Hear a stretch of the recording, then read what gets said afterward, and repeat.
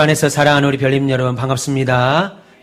복되고 희망찬 5월을 시작하면서 믿음으로 5월의 첫 주일 예배에 나오신 여러분들에게 우리 하나님께서 신령한 복 주시기를 간절히 축원합니다. 우리나라에서 5월은 특별한 의미가 있는 달이지요. 5월 5일 어린이날을 시작을 해서 5월 8일 어버이날, 5월 15일 스승의 날, 5월 18일 성년의 날, 그리고 5월 21일 부부의 날, 그 외에도 여러 날들이 한국에서 있습니다. 그래서 한국에서의 5월은 가정과 인간 사이의 중요한 날들이 기념일들로 정해져 있지요. 거기에 오늘은 한국의 모든 교회들이 교단을 초월하여서 지키는 어린이 주일입니다. 그만큼 다음 세대에 대한 관심이 많다는 거겠지요. 그럼에도 불구하고 오늘날 신앙인의 가정 그리고 절대 다수의 교회 안에서 일어나는 심각한 문제 가운데 하나는 신앙의 전수가 단절되고 있다라고 하는 겁니다. 부모의 신앙이 자식으로 안 간다는 거예요. 할아버지 할머니의 신앙이 손자 손녀로부터 안 간다는 거죠. 단절된다는 겁니다.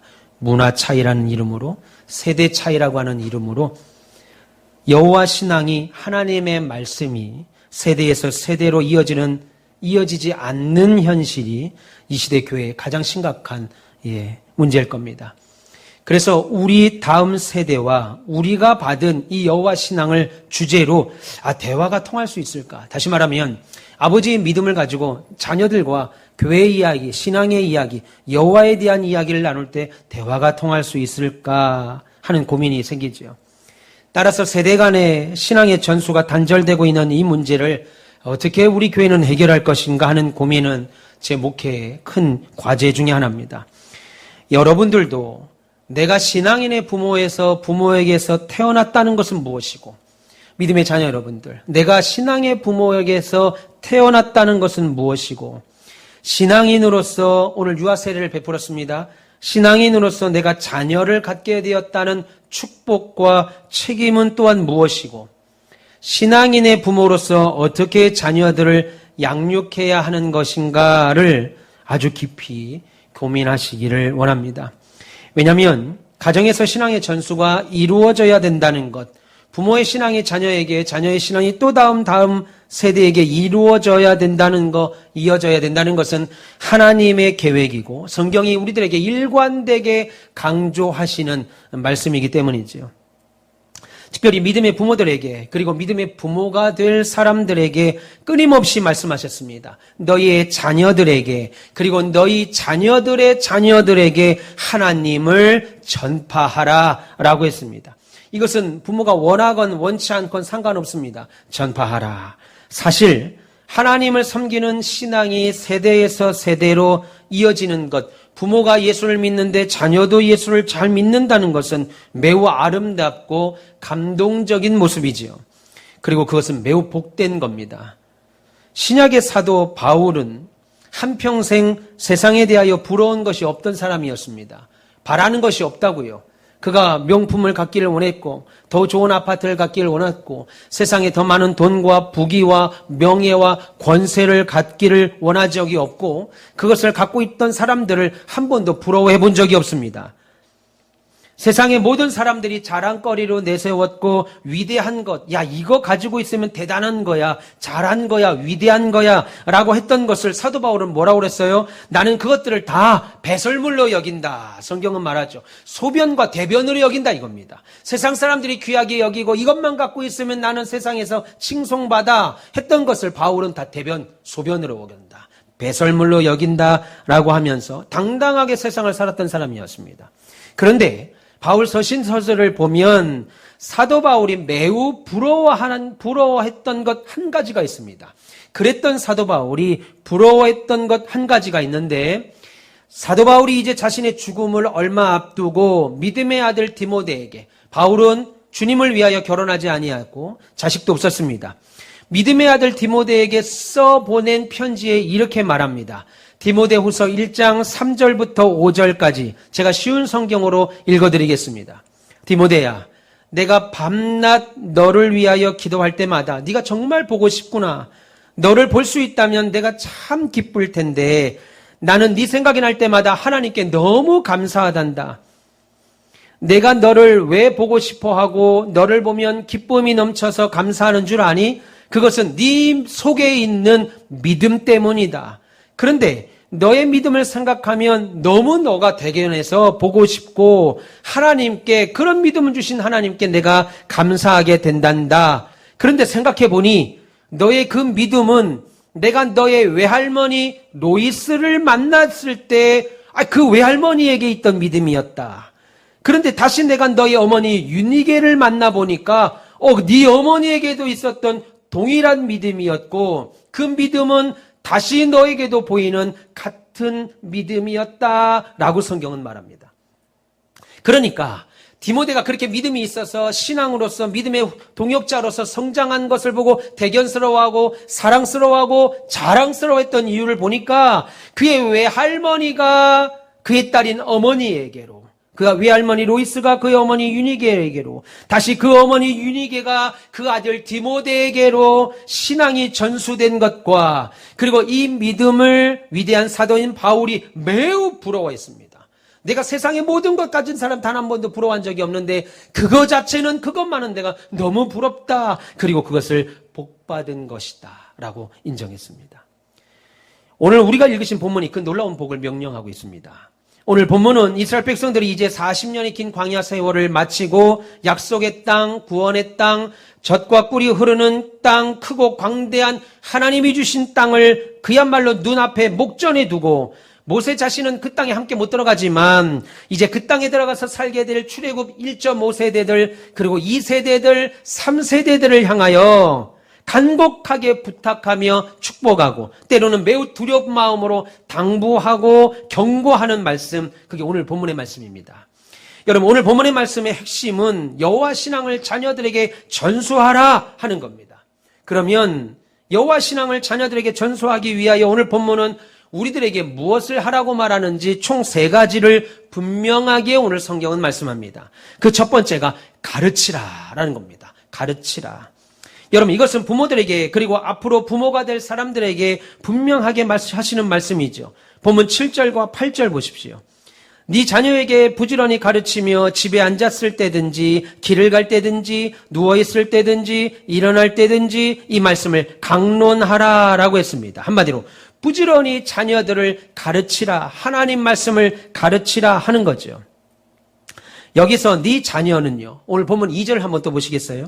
2절 보시면 네 아들과 네 손자들이라고 말합니다. 그러니까 내 아들과 내 딸은 말할 것도 없고, 우리 장우빈 성도님, 김지아 성도님, 내 아들들은 말할 것도 없고, 앞으로 그 우빈과 우연이와 도연이에게 날 또 다른 자녀들까지도, 여러분의 혈육, 모든 혈육이 다 포함되는 거예요.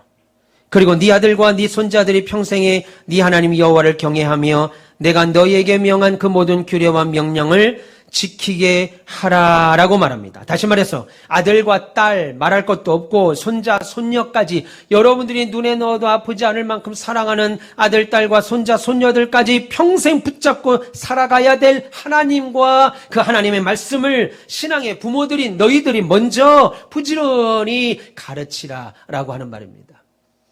여러분, 신앙은 가르치지 않으면 안 됩니다. 목사님, 우리 아이들이 20살이 넘고 그리고 하나님 만날 때가 되면 열심히 믿겠지요. 세상은 가르침에 대해서 분명한 목적을 갖고 있죠. 여러분, 아이가 태어납니다. 저렇게 사랑하는 2 아들이 태어났습니다. 그리고 그냥 아무것도 가르치지 않고 놔둬보세요. 그러면 그 아이가 언어도 배우고 사회성도 배우고 그리고 사회 규범도 배우고, 그렇게 이 20살이 되면 정말로 사회 구성으로서 살 수 있겠는가 한번 보십시오. 어려서 아이에게 말도 가르쳐야 되고 글도 가르쳐야 되고 그리고 예의범절도 가르쳐야 되고 모든 것을 가르쳐야 됩니다. 늑대 소년이라는 책 우리가 보셨죠? 사람 아이인데 어릴 때 유기돼서 늑대가 그 아이를 키우면 어떻게 되겠어요? 사람인데 4발로 기어다니고, 사람인데 사람 말을 할 줄 모르고 짐승의 음식을 먹고 육식을 하고, 사람인데 짐승과 함께 하울링을 하잖아요. 어우, 우리 목사님 잘한다. 이거 한다고요? 사람인데 늑대일을 한다고요. 여러분, 인간의 기본적인 것도 교육을 통해서 이루어지는데 신앙생활은 말할 것도 없습니다. 예수 믿게 하고 하나님 말씀 섬기게 하는 것은 가르치라. 그래서 성경은 가르치라고 말합니다. 여러분, 다음 주일이 어버이 주일인데 어버이 주일 때 성경에 보면 부모들에게 자녀를 사랑하라 라는 말은 성경에 안 나와요. 왜요? 그건 당연히 하는 거예요. 근데 자녀들에게는 부모를 공경하라 라고 하는 말은 수도 없이 나옵니다. 자녀는 부모를 안 사랑해요. 공경할 수가 없어요. 제가 홀어머니를 모시고 있는데 우리 홀어머니에게 마음이 더 가지 않고 우리 두 아들에게 더 마음이 가요. 그런 눈은 뭐예요? 아니, 목사가 어떻게 저럴 수 있지 하는 표정. 여러분들도 다 그러시잖아요. 성민아, 할머니한테 밥 먹었다 하지 마. 그래서 옛말에 뭐가 있습니까? 한 부모는 10자녀를 키우는데요. 10자식들은 한 부모를 못 모신다는 거잖아요. 가르쳐야 된다. 그러면 뭘 가르쳐야 되겠어요? 부모가 자녀들에게, 신앙의 앞선 세대가 다음 세대들에게 가르쳐야 될 게 뭘까요? 본문 4절에서 6절 보세요. 이스라엘아 들으라. 우리 하나님 여호와는 오직 유일한 여호와시니 너는 마음을 다하고 뜻을 다하고 힘을 다하여 네 하나님 여호와를 사랑하라. 오늘 내가 내게 명하는 이 말씀을 너는 마음에 새기라 라고 했습니다. 지금 무엇을 자녀들에게 부지런히 가르치라는 거예요? 그것은 하나님 사랑하는 것을 부지런히 가르치라는 겁니다. 하나님 사랑하는 것을 자녀들에게 가르치라는 거예요. 그러면 하나님 사랑하는 것이 구체적으로 뭐냐는 거예요. 어떻게 하는 것이 하나님을 사랑하는 거예요? 그래서 본문이 그것을 우리에게 다시 말씀합니다. 12절 너는 조심하여 너의 애굽 땅 종되었던 집에서 인도하여 내신 여호와 하나님을 잊지 마라 라고 하셨습니다. 다시 말해서 여호와를, 하나님을 여러분 자녀의 머릿속에서, 자녀의 삶 속에서 항상 잊지 않도록 가르치는 것을 여호와 사랑하는 것이라고 말씀합니다. 여러분들의 자녀가 초등학교를 들어가니까 우리 조카들에게 부모가 핸드폰을 사주더라고요. 그러면서 뭐라고 그래요? 잊어버리지 마. 잊어버리지 마. 소중하게 다뤄. 이 말이죠. 잊어버리지 마. 그것이 여러분들이 자녀들에게 가르쳐야 될 첫 번째입니다. 하나님 잊어버리지 마. 이거 스마트폰은 이까짓 거 잊어버려도 돼. 이거 아무것도 아니야. 진짜는 하나님이니까 잊어버리면 안 돼. 이 하나님의 말씀 잊어버리면 안 돼. 잊지 마. 그것을 하나님 여호와 사랑하는 것이다 라고 말합니다. 이어서 14절 보십시오. 너희는 다른 신들 곧 내 사면에 있는 백성의 신들을 따르지 말라. 다시 말해서 다른 이방신을 따르거나 어떤 것이라도 하나님보다 더 소중하게 생각하는 우상 숭배하지 않도록 그것을 가리켜 여호와를 사랑하는 것이다. 여러분 자녀들이 하나님보다 더 사랑하는 것이 있죠. 더 의지하는 거 있죠. 하지 못하게 하라는 거예요. 그거보다 하나님 더 사랑하고 하나님 더 의존하게 만들라는 겁니다. 그리고 더 나아가서 본문 17절 보세요. 너희 하나님 여호와께서 너희에게 명하신 명령, 증거, 규례를 삼가 지키라. 본문 25절에도 우리가 명령하신 대로 그 모든 명령을 우리 하나님 여호와 앞에 삼가 지키라 라고 말합니다. 한마디로 하나님의 말씀인 이 성경을 우리 인생의 최우선된 것으로 인정하고 하나님의 말씀인 성경이 우리 인생의 최우선 것으로 인정하고 그래서 여러분들의 자녀들이 인생을 살 때 자신의 처신 그 다음에 행동을 결정할 때 최고의 결정의 근거를 뭘로 삼으라는 거예요? 하나님으로. 이 일 하나님이 좋아하실까?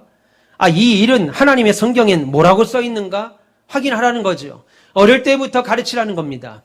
내 인생, 우리 자녀들이 어떤 일을 결정할 때, 인생의 중요한 일들을 선택하게 될 때, 내 인생으로, 내 선배의 조언으로, 인생 노하우로, 세상 이치로 결정하게 하지 말고 하나님과 하나님 말씀의 그것이 기준되도록 가르치라는 거예요. 이것을 가르쳐 하나님을 사랑하는 것이라고 말합니다. 따라서 우리 인생에서 하나님 잊지 아니하고 하나님 외에 다른 것 더 좋아하거나 따라가지 않고 하나님 명령을 최우선으로 삼아서 지키는 것을 가르쳐 하나님을 사랑하는 것이다 라고 말하는 것이고 이것을 여호와 절대신앙, 하나님 의존신앙이라고 말하는 겁니다. 그러니까 신앙의 부모는 다른 거 우선부적으로 국어, 영어, 수학, 수영, 태권도 요즘은 줄넘기도 학원에서 배우더라고요. 예. 그런 거 먼저 가르치기 전에 뭐부터 가르치라는 거예요? 하나님 사랑하는 법부터 가르치라는 겁니다. 아빠, 엄마 말하기 시작하면 하나님, 예수님, 아멘 이거부터 가르치라는 거죠. 여호와 하나님을 의존하는 신앙을 가르쳐서 대물림하라는 겁니다. 여호와 절대 신앙을 전수하라는 거예요. 우리 하나님께서 그리스도인 가정에게, 여러분들 가정에게 반드시 일어나기를 원하고 의도하는 것이 바로 이겁니다. 가정에서는 부모의 신앙이 자녀에게로, 그 자녀에게서 다시 그 자녀에게로, 교회에서는 앞세대가 다음 세대에게, 시니어들이 주니어 세대로 계속해서 그 신앙이 대물림하여 전수되기를 원하는 거죠. 그렇게 하기 위해서는 여호와 신앙과 하나님 말씀을 가르치라라고 말합니다. 그러면 여호와 신앙이 어른 세대에서 다음 세대로 부모가 또 자녀에게로 그 신앙이 전수되기 위하여 갖춰야 될 조건 두 번째가 뭘까요? 두 가지 오늘 조건을 말하는데요. 본문 4절에서 6절 보시면 이스라엘아 들으라 라고 말합니다. 여기 이스라엘은 부모를 말하죠. 이스라엘아 들으라. 우리 강단 앞에 지금 히브리어로 써 있습니다. 이게 쉐마, 들으라 이 말입니다. 하나님 말씀을 들으라. 무슨 말이에요? 이스라엘아 들으라 할 때 이스라엘은 부모를 말합니다. 그리고 신앙의 선배들이나 앞서가는 교사들을 말하는 거예요. 그러면서 뭐라고 그래요? 우리 하나님 여호와는 오직 유일한 여호와시니 너는 마음을 다하고 뜻을 다하고 힘을 다하여 네 하나님 여호와를 사랑하라. 오늘 내가 명하는 이 말씀을 너의 마음에 새기라 라고 말합니다. 이것이 첫 번째 조건이죠. 그런데 이것을 조금 더 원문에 가깝게 번역하면 이런 말입니다. 들어보세요. 이스라엘아 들으라. 우리 하나님 여호와는 오직 유일한 여호와시니 너는 마음을 다하고 너는 뜻을 다하고 너의 힘을 다하여 너의 하나님 여호와를 네가 사랑하라. 오늘 내가 너에게 명하는 이 말씀을 너는 너의 마음을 새기라 라고 하는 겁니다.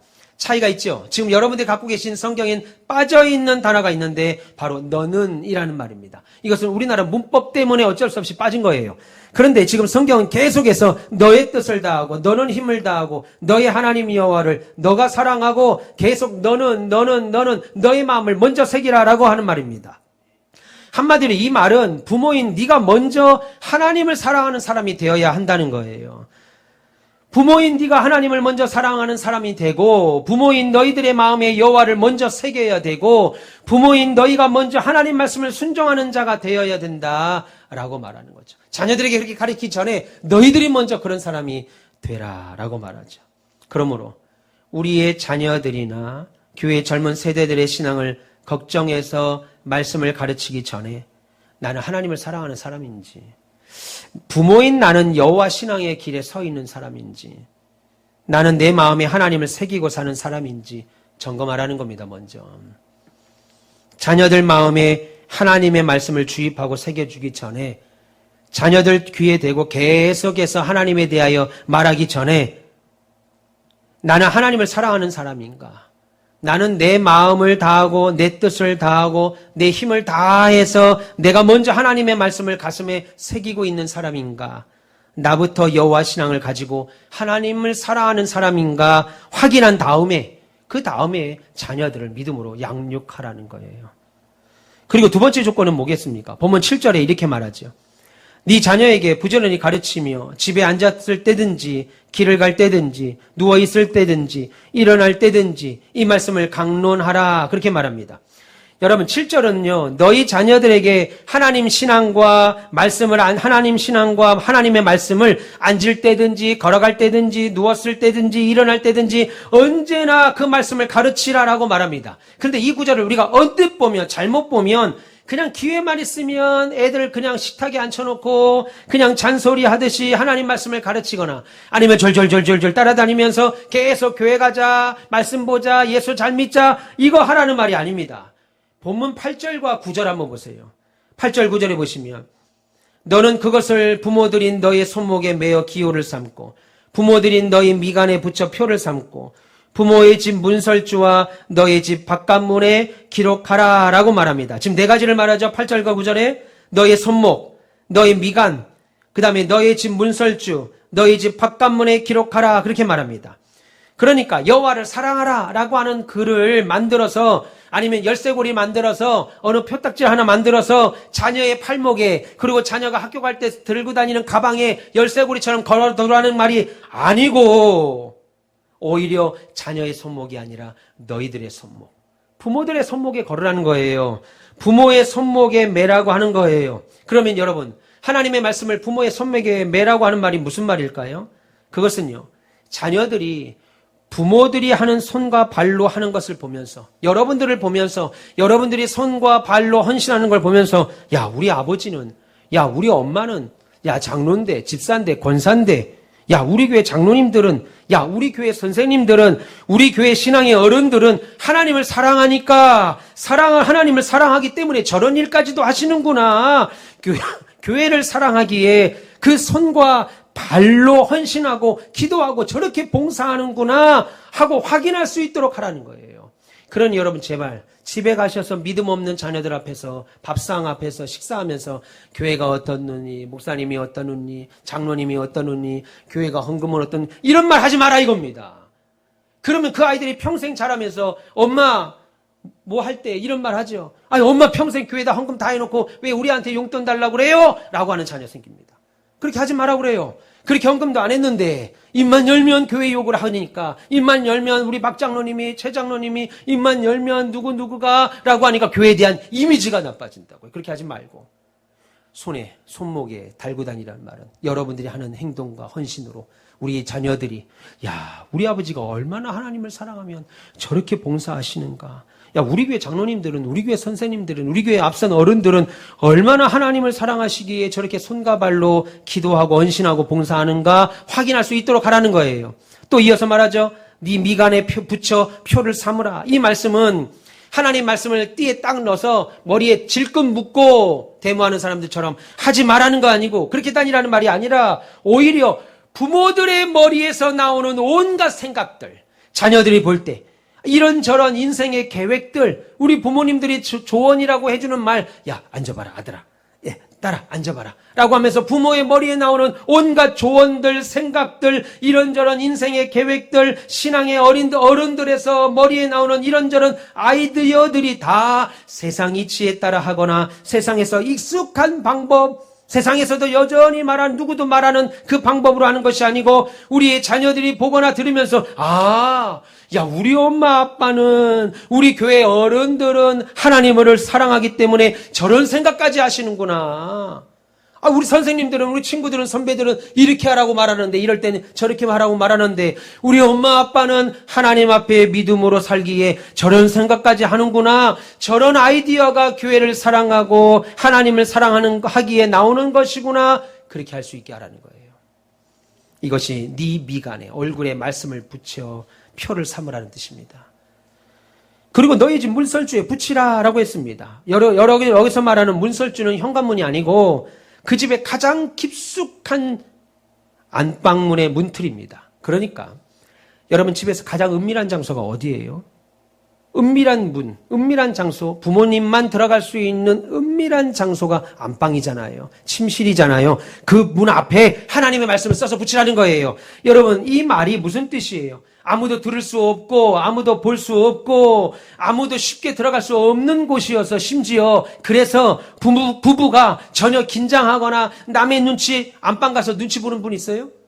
안방 가서 눈치 보십니까? 안방 가서 눈치 볼 일도 없고 긴장할 일도 없고 그래서 집에 가장 은밀한 장소인 안방에서 부부끼리 자연스럽게 하는 말조차도 행동까지도 여러분의 자녀들이 볼 때 와, 우리 아버지는 우리 엄마는 교회 어른들은 하나님을 사랑하기에 누가 보지도 않는데도 누가 보는 사람도 없는데도 저렇게 하나님이 옆에 계신 것처럼 행동하고 말하는구나, 저런 말씀을 하는구나, 저런 사역들을 하는구나 알게 하라는 겁니다.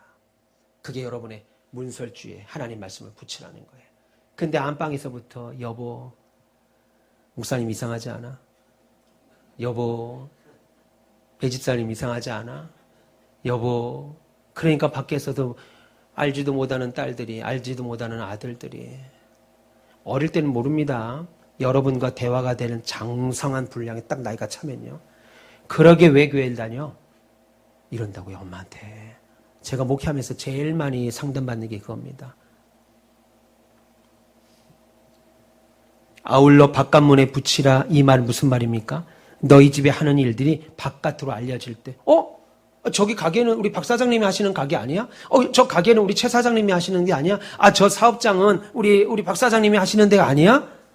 저 집은 장로님 댁 아니야? 우리 옆집에 302호가 집사님 댁 아니야?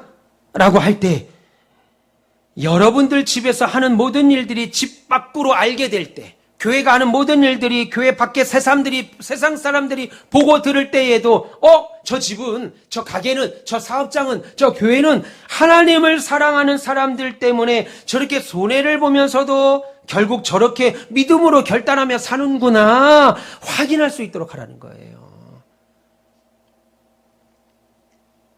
그래서 여러분 집에 교패를 붙이는 거 아니겠어요? 이 집은 믿음의 별님의 가정입니다. 그러니까 오며 가며 하는 사람들이 저 집에서 나오는 소리는 다르다 이겁니다. 늘 찬송 소리가 나오고 기도 소리가 나오고 문 열고 집에서 나올 때마다 하하 호호 소리가 나와야 되는데요. 우당탕탕탕 죽여라. 네 안에 죽이지 내 안에 죽이냐. 죽여라 우당탕탕. 아니고 찬송 소리가 나오고 기도 소리가 나오고 할렐루야 나오고 문 열고 나올 때마다 새벽마다 어디 가세요? 택배기사 아저씨가 오늘도 새벽 기도 가세요? 알 정도로 기도하는 자리로. 그렇게 집 밖에 사람들이 보더라도 저 집은 기도하는 집이야. 권사님 댁이래 장로님 댁이래. 사랑하는구나 교회를. 하나님 사랑하는구나. 알게 하라는 거예요. 다른 세상 사람들이. 여러분 결국 이 말씀들 네 가지를 한마디로 요약하면 뭐겠어요? 부모가 자녀들에게 앞선 세대가 다음 세대들에게 신앙을 전수할 때는 그냥 말로 하지 말라는 겁니다. 야 교회 가라. 갑니까? 예수 잘 믿어라. 잘 믿습니까? 안 돼요. 그러니까 여러분 모범으로 생각과 행동으로 가르치라는 거예요. 우리 아버지가 장로인데 우리 아버지가 목사인데 우리 엄마가 권사인데 집사인데 우리 엄마가 신앙인인데 신자는 저렇게 사는 거구나. 가르치라는 거예요. 이것이 신앙 전수를 위한 두 번째 조건입니다. 여러분 이 시대 사람들이 말하는 절망이 뭐겠어요? 보고 배울 사람들이 없다는 거죠. 보고 배울 대상이나 보고 배울 만한 게 없다는 거예요. 국가 위기에 정말 나라를 위한 정치인이 있고 바른 기업의식을 가진 재벌이 있다면 나도 저런 정치하고 싶고 나도 저런 사업을 하고 싶다는 마음이 생길 텐데 그거 보고 배울 사람이 없다는 거예요. 이제 곧 투표하시죠. 하는 말이 뭐예요? 찍을 없다는 거예요.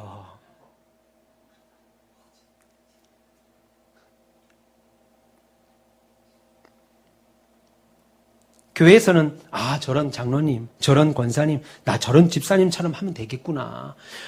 신앙생활은 저분들처럼 하면 되는 거구나. 이래야 되는데 보고 배울 신앙의 어른이 없다는 거죠. 집에서는 나도 우리 부모님처럼 살 거야. 나도 우리 아버지 같은 신앙 있는 남편 만날 거야. 나 우리 엄마 같은 신앙 있는 이한이가. 나 우리 엄마 같은 여인 만날 거야.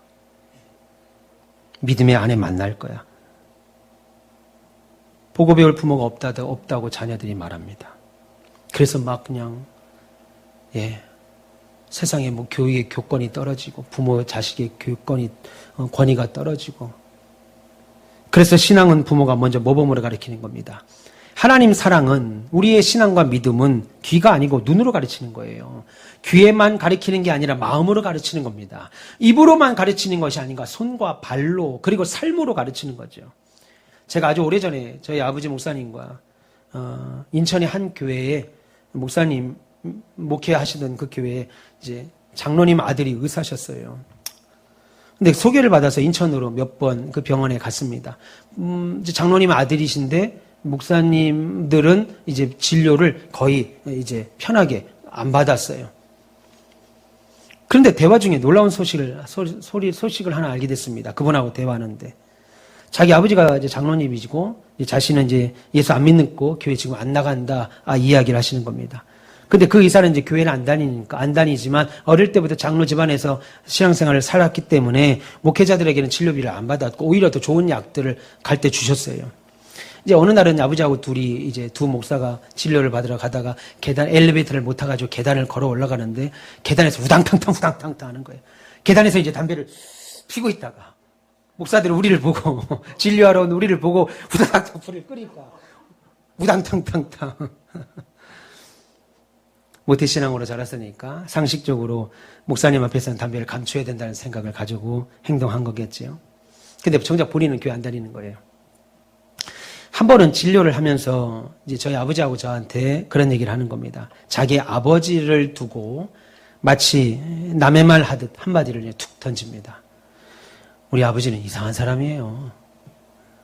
아니, 그 말을 들은 저희 아버지가 제가 얼마나 어색하겠어요. 아니, 자기 아버지가 이상하다고 하니까.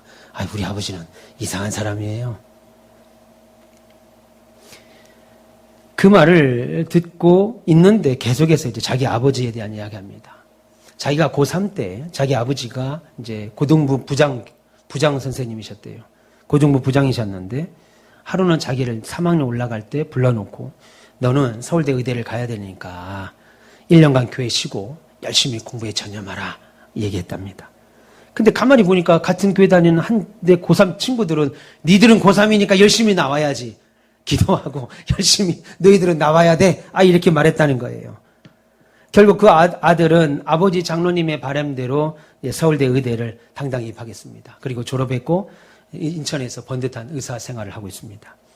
그런데 장로 집안에 불신자 아들이 되었습니다.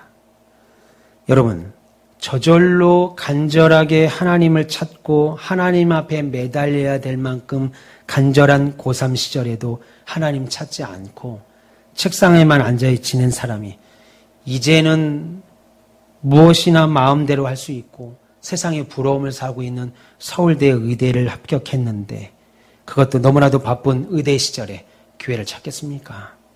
그의 아버지 장로님은 아들에게 신앙이 아니라 공부를 최우선으로 삼게 한 대가로 의사 아들은 얻었지만 아들에게 신앙을 전수하지 않은 대가로 장로 집안에서 불신자 아들을 얻게 됐습니다.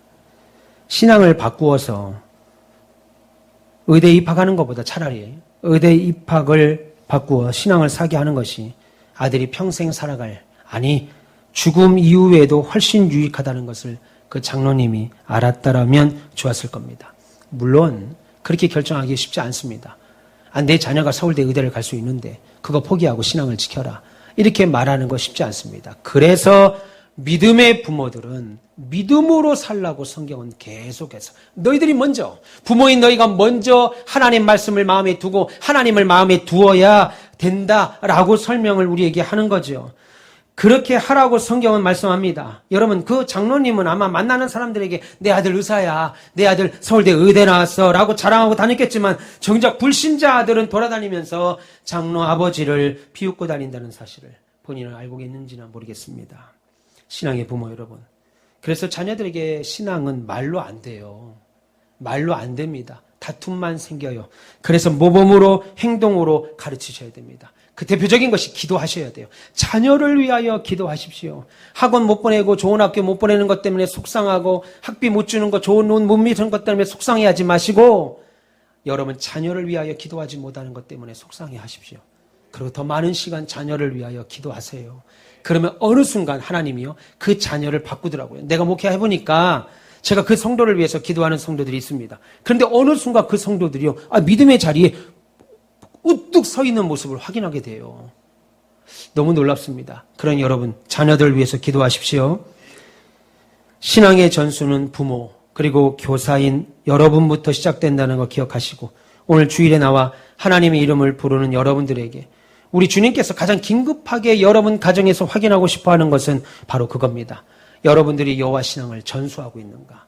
여러분의 사업이 잘 되는가? 여러분의 자녀들이 좋은 학교에 갔는가? 좋은 직업을 얻었는가? 그래서 막 삼성 가고 LG 가고 대기업에서 일하고 있는가? 하나님은 그거 관심 없고 여호와 신앙이 여러분들의 가정에 자녀들에게 전수되고 있는가? 그게 최 목사를 하나님 바라보는 거라고요.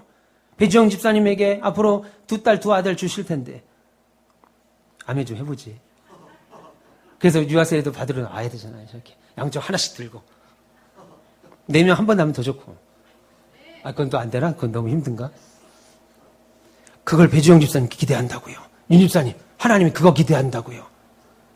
강윤정 집사님, 우리 성가대 여러분 다 그거 하나님이 기대한다고 바라보고 우리에게 좋은 거 타고 다니냐? 좋은 거 먹고 다니냐? 좋은 거 보러 다니냐? 좋은 거 입고 다니냐? 그거 하나님이 확인하고 싶은 것이 아니고 여호와 신앙이 여러분의 자녀들에게 전수되고 있는가? 하나님 말씀을 모범적으로 가르치고 있는가? 우리가 우리 자녀들에게, 손자, 손녀에게, 그리고 다음 세대들에게 전수할 수 있는 가장 귀하고 좋은 선물은 용돈이 아닙니다. 명절날 만나서 외갓집에 가면 외할머니는 거기 가면 친할머니하고 좀 다른 것 같아. 뭐가 달라? 외할머니한테 가면 맨날 다니엘 얘기 듣고 와. 다니엘이 누구야? 외갓집 가면 맨날 노아 얘기 듣고 마리아 얘기 듣고 요셉 얘기 듣고 아멘 한번 해보시죠. 아브라함 얘기 듣고 와. 근데 친할머니, 여러분들 친할머니들 말하는 게 아닙니다. 친할머니들 가면은 맨날 공부 잘해라. 엄마 말 잘 들어야 된다. 잘 먹어야 된다. 이런 얘기만 들어. 나중에 어떻게 되겠어요? 외할머니 말이 절대적으로 따르게 됩니다. 근데 외할머니가 권사님이신데 공부 잘해라. 건강해라. 친구들하고 싸우지 마라. 이것만 듣고 와요. 불신자인 친할머니하고 똑같이 이야기 차이가 없습니다. 신학교 동기 중에 한 분이 지금 저 창원에서 목회하고 계시는데 신학교 동기 중에 한 분이 우리 교수님이 면접할 때 왜 신학교 오게 됐습니까? 그때 이야기를 하더라고요. 자기 외가댁을 갔는데 할머니가 어릴 때부터 집안이 좀 불우한 일이 있었습니다. 다 말씀드릴 수는 없고 한 10여 년을 외할머니 댁에 살게 된 거예요. 근데 외할머니가 눈만 뜨면 아브라함 얘기하고 다윈 이야기하고 이야기를 하니까 나도 모르게 마음이 뜨거워져 가지고요. 좋은 학교를 나왔는데 좋은 학교 나와서 지금 신학교 와서 열심히 목회 잘하고 있습니다. 여러분 보세요. 여러분들이 자녀들에게 줄 귀한 선물은 용돈도 필요합니다. 주셔요. 있으면 많이 주세요. 집도 남겨주시고 땅도 남겨주시고 재산 있으면 남겨주세요. 그것도 성경이 말하는 겁니다. 그러나 더 중요한 것은 여호와 신앙을 전수하는 겁니다. 왜요? 왜 그렇게 하나님이 오늘 모세를 통해서 그렇게 강조하시는 거예요? 이것이 바로 세 번째 말씀. 그것은 여호와 신앙에 전수되는 것이 그의 인생에 가장 중요한 것이기 때문입니다. 여러분, 이 땅의 문화가 어떻게 바뀌든지, 세대 간의 상황이 어찌 달라지든지, 정치와 경제 상황이 어떻게 바뀌든지 상관없이 사람 사는 데 있어서 하나님 백성이 복된 삶을 사는 데 있어 가장 중요한 것은 여호와 신앙입니다. 어제 우리 최나한 성도님 사업장에 신방 가서 제가 말씀드린 게 뭐예요? 시편 115편 여호와를 의지하는 자, 그에게 뭐 준다고 그랬습니까? 우리 황민성 집사님, 그에게 복이 임한다. 여호와를 의뢰하는 자는 복이 임한다. 계속 말합니다. 여러분 자녀들 복 받기를 원하시죠? 그럼 여호와 의지하도록 가르치십시오. 목사님, 제가 고민이 있습니다. 우리 아들은 우리 딸은 이제 다 장성해서 제 말 안 들으려고 그래요. 두 가지 방법이 있어요. 어린 아이들은 어릴 때부터 가르치시고 장성하여서 말을 안 듣는 자녀들은 어쩔 수 없습니다. 기도하십시오. 여러분들이 자녀를 위해서 하루에 30분 할 수 있잖아요. 할 수 있죠. 태호를 위해서 하루에 30분 황 집사님 하실 수 있죠. 하신다고 그랬어요, 지금. 아니, 너무 쉽게 말했나? 표정이, 내가 너무 쉽게 말했나? 할 수 있죠? 최대한 성도 할 수 있죠? 둘이 하면 1시간입니다. 1시간을 앞으로 10년 기도한다고 생각해 보세요. 지금 태호가 몇 살이죠? 10살? 8살? 8살? 예, 귀엽게도 하시네. 8살. 예, 8살. 10년 뒤면 18살이면 태호가 어떻게 바뀌는지 한번 보세요. 예. 여러분, 우리 딸이, 우리 아들이 지금 25이에요. 10년 해보세요. 김영미 권사님, 10년. 그러면 10년 뒤에 자녀가 어떻게 바뀌는가? 단언합니다. 지금 삶보다 완전히 바뀌는 복의 근원이 될 줄 믿습니다. 사랑하는 우리 가운데서 별님 여러분, 신앙을 받고 얻은 것은 그 무엇이라도 결국 헛것이 됩니다. 왜요? 우리의 삶은 영원하지 않기 때문에 이 땅의 것은 다 사라지기 때문입니다. 그래서 여러분, 내 자녀들에게 무슨 선물을 줄 것인가 고민하시잖아요. 어린이날 선물 주려고 할아버지 할머니들 고민하시잖아요. 예수 잘 믿어라. 예, 잘 믿어라. 예. 제가 우리 아들들에게 용돈을 줄 때 제 기준으로 볼 때 예배 시간 늦게 나오고 찬양도 크게 안 부르면 돈을 뺍니다. 조금씩. 아빠 5만 원 보내주기로 했는데 3만 5천 원은 뭐예요? 15,000원어치는 15,000원어치는 네가 찬송을 이번에 크게 안 부른 것 같아. 13,000원어치는 12,700원어치는 네가 열심히 안 한 것 같아. 그럼 그 다음 주는 또 그것 때문이라도 열심히 해요. 그럼 다시 또 5만 원은 또 올라가죠. 지금 방법이 그거밖에 없습니다. 제가 할 수 있는 방법은. 믿음의 부모와 교사 여러분, 여호와 신앙 물려주시길 바랍니다. 그래서 여러분 가정에서 그리고 우리 교회에서 하나님 사랑하는 것이 부모와 자식 간에 이전 세대와 신앙의 다음 세대에 이어지는 모든 일에 열심을 내셔서 그 복됨을 누리시며 멋쟁이 신자로 사시는 저와 여러분 모두 되시기를 주님의 이름으로 축원합니다.